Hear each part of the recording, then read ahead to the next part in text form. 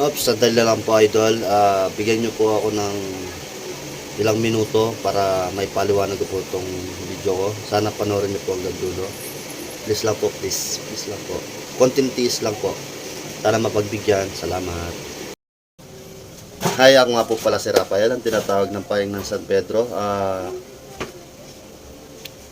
Malapit po ako sa inyo para humingi po ng isang subscribe, hit notification bell, pakihit na rin po yung all.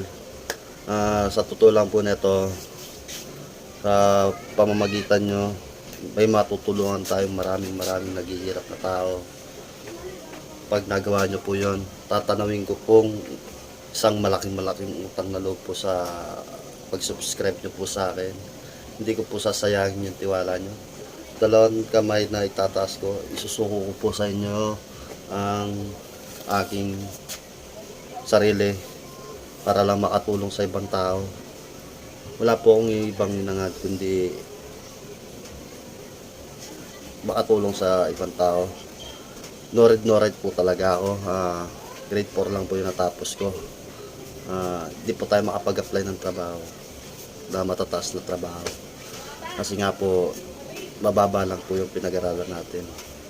Kahit gustuin ko man po mag-aral, di ko na po magagawa.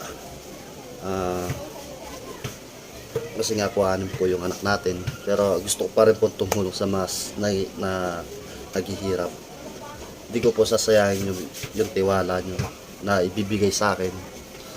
Yan. Ito po nito, gusto ko nang umiyak. Pinipigilan ko lang po kasi naiyak sa anak kong kasulukuyan, birthday niya po ngayon, November 9. Yan. Humingi po talaga ako ng tulong sa inyo para mapaangat natin itong ating channel. Hindi naman po kasi itong ating channel gawa-gawa lang na totoo nito.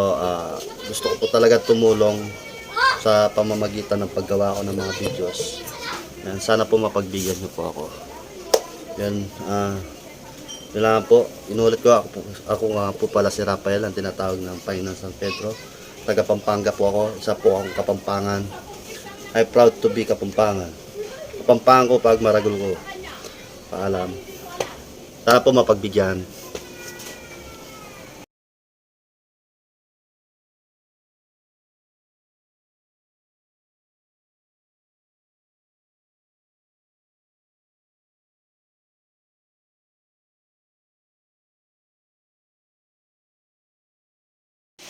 Maraming salamat.